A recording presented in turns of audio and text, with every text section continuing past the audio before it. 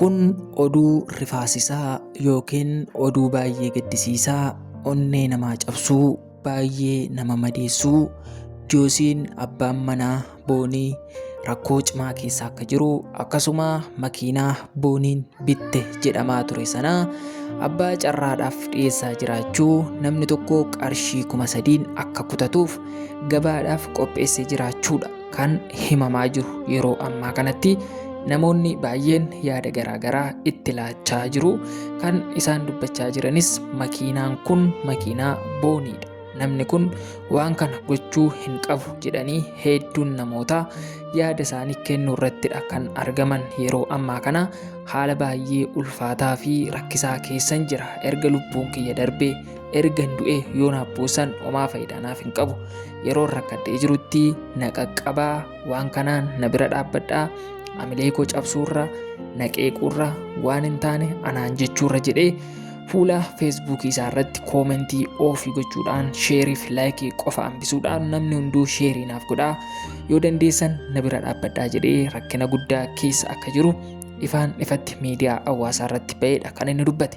Namoonni baay'een isaanii garuu kan isaan dubbachaa jiranii Joosiin ni soba, rakkina keessa hin jiru, dhugaan intala kana akka hin baaneef haala ofii isaatii mijeeffatee mata duree hin yaadamne qopheeffatee fuula uummata kanaa duratti gadi ba'ati kan inni jiru jedhanii qeeqaadha kan isaan jiran hedduun isaanii. Garummoo yeroo ammaa kanatti namni rakkina koo anaaf hubatu hin jiru, gubaa keessa kootii namni anaaf argaa jiru hin jiru jechuudhaan irra deddeebi'ee fuula sooshaal miidiyaa isaa irratti maxxansaadha kan inni jiru. Garuu namooti baay'een fakkeessaadha ofirra dabarsuuf waan kana gochaa jira. Namoonni jedhan heddummachaati kan isaan jiran. Keessattuu immoo kaayyoo isheen itti fufsiisa jechuun carraa isheen fuula laayif tiiktook irratti hojjechaa turuunsaa ni yaadatama. Inni kan biraan ammas karaa biraatiin makiinaa qabatee dhufee abbaa carraa ta'aa qarshii 3,000 jedhee dubbachuun isaa namoonni baay'een akka isa qeeqan, akka isa tilmaaman yookiin waan darbe kaasanii akka isaan dubbataniif sababa guddaa ta'aa jira jedhanii hedduun namoota dubbachaati kan isaan jiran. Makiinaa inni carraa itti kutaa jirus makiinaa Booniidha, isheetu bite, gatii dadhabbii isheetiidha jedhanii hedduun isaanii dubbachaa kan jiran. Garuu dhugaan jiru maal akka ta'e ammaaf ifaan ifatti kan mul'atu miti. Garuu yeroo ammaa kana Joosiin rakkina cimaa keessa akka jiru, hedduu rakkatee akka jiru, rakkina jalaa ba'uuf uummanni Oromoo marti ana bira dhaabbadhaa, carraa kana muradhaati jedhee sagalee isaa kan inni dhageessisaa jiru yeroo ammaa kana jechuudha. Kanaafuu warri dandeessan carraa kana kutaa.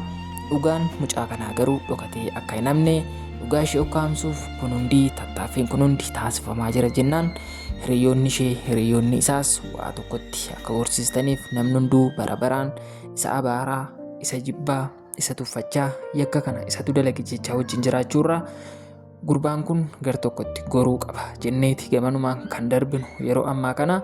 Egaa Joosiin akka rakkatee jiru, rakkina kana keessaa immoo carraa kana mursiisee keessaa ba'uu akka qabu, tattaafachuu akka qabu, hojjechuu akka qabu sadhuma sooshaal miidiyaa irratti barreessee jira jechuudha. Inni kan biraan mucayyoon asirratti argitan kun biyya Dubaay keessatti gamoo irraa darbatamtee kuftee lubbuun ishee darbeedha namooti baay'een kan dubbachaa jiran. Hedduun isaanii akka jechaa jiranitti gamoo irraa ni darbatamte malee ofii isheetii of darbattee lubbuu ishee dabarsite wanti jedhu soba jedhanii dubbatu hedduun isaanii. Walakkeessi isaanii immoo akka dubbachaa jiranitti intalli kun biyya Dubaay keessatti hojii hojjettee maatii ishee jiraachisaa, ofii isheetis tattaafataa, jireenya ishee boriidhaaf osoo yaadaa jirtu rakkoo isheen hin beekne ishee mudatee gamoo irraa akka tasaadha kan isheen kuftee lubbuu ishee dhabuu dandeesse kan jedhan hedduun isaanii ni jiru. Iddoo tokko tokkotti immoo namaan darbatamtee namatu miidhaa kanarraan geessisa jedhanii namoonni dubbatanis hedduun namootaa ni jiru. Kanumaan kan wal qabatu fuula sooshaal miidiyaa irratti hiriyoonni ishee, maatiin ishee, namoonni hedduun wantoota garaagaraa dubbachuu irratti kan isaan argaman yeroo ammaa kana jechuudha. Obboleettiin keenya maqaan ishee aga ammaatti kan hin dhaamne, kaawwan isaanii maqaan ishee qaaliidha jedhu garuu fuula miidiyaa hawaasaa feesbuukii irraa Shugguxii intala Taaddee Birruu jedhuudhaan kan beekamtu jechuudha. Amma yeroo ammaa kana biyya Dubaay keessatti lubbuu ishee dhabdeedha kan jiru. Dubartoonni biyya keenyaa hedduun Itoophiyaanonni biyya sana hojjetanii of jijjiiranii jiruu isaanii jijjiiruuf biyya sana gaafa deeman rakkoon garaagaraa irra ga'ee akkasuma miidhaa garaagaraatiif saaxilamanii gara biyyaatti gaafa deebi'an namoota baay'ee argaadha kan jirru, dhaga'aati kan jirru. Kan ammaa kun garuu waan baay'ee ulfaataa fi kana jechuun nama rakkisu. Dubartoota hedduu isaanii sababa hojiitiif sababa rakkinaatiif biyyaa ba'anii qaamaan miidhamanii akkasuma osoo hojii deemaniif hin dalagatin gara biyya isaaniitti harka qullaa kan galaa jiran hedduu, keessattuu dhiironni keenya biyya Itoophiyaa keessa teessanii namoota biyya Arabaa dalagachuudhaaf deeman, jireenya dhuunfaa isaanii jiraachuudhaaf achi deeman irratti dhiibbaa gootan, yakka raawwattan marti keessan akka irraaf qusattan gamanumaan sababa ta'uu dandeessu waan ta'eef jenneeti kan isiniif dhaamaa jirru. Obboleettiin keessan kun egaa biyya ormaa keessa osoo joortuu osoo dalagattuu akka tasaa waan hin beekamne gamoorraa kufteeti lubbuun ishee kan darbe jedhameeti kan dubbatamaa jiru. Garuu agaammaatti maaliif akka kuftee, maaliif akka lubbuu ishee of dabarsuu dandeesse, namatu darbate moo isheetu of darbate kan jedhu haga ammaatti wanti qabatamaan, wanti lafa kaa'amee fuula miidiyaa hawaasaa irrattis wanti argame amma ammaatti hin jiru. Hedduun isaanii dhiirri maallaqa ishee balleesseera, namni isheen jaallattu ishee ganeera, abdii kutatteetti ta'uu dandeessi jedhanii hedduun namootaa dubbachaati jiru. Biyya Dubaayii akkasuma Joordaan dabalatee biyyoota hedduu keessatti wanti yeroo ammaa raawwachaa jiru hawaasa keenyaa, xiinsammuu hawaasa keenyaa akkasuma maatii dubartoota hedduu miidhaa jiraadha kan jechaa jiran.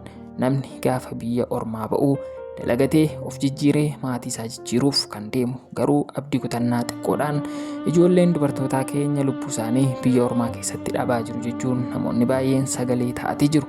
Keessattuu rootii ejensii biyyoota Dubaayis ta'ee biyyoota Itoophiyaa jirtan dubartoota biyyaa ba'an maaliif akka biyyaa ba'an kaayyoo isaanii gorsi garaagaraa kennamee fi biyya ormaa gaafa deemu barbaadan konfiidensii guutuun akka deemanii fi dhaabbati jiraachuu qaba kan jedhan hedduun namootaanii jiru. Malee ijoolleen keenya hedduun achitti miidhamaa jiru, lubbuu isaanii dhabaa jirudha kan dhaga'amaa jiru. Gabaabumatti mucayyoon kun gamoorraa of darbattee lubbuu ofii obbaasteedha kan dubbatamaa jiru. Haga ammaatti wanti beekamaan hin jiru, namatu darbatee isheetu of darbateedha kan dubbatamaa jiru. Garuu namoonnis darbachuu danda'u, rakkoon kun maalirraan ka'ee uumamuu dandeessa jedhu yoo dhaggeeffannee odeeffannoon gaayuu jiraate simbiraan kan geenyu ta'a. Adaamaa Deeliif maatii ta'a. Laayikii godhaa, sabskiraayib, sheer gochuudhaan maatii keenya ta'a. Odeeffannoo wayitaa waan wajjin qooddadhaa isiniin jechuu barbaanna. Yaadaaf qeeqa qabdan yoo qabaattan barreessaan dhaamsa keenya yeroo gaarii qabaadhaa. Galatoomaa isiniin jenna.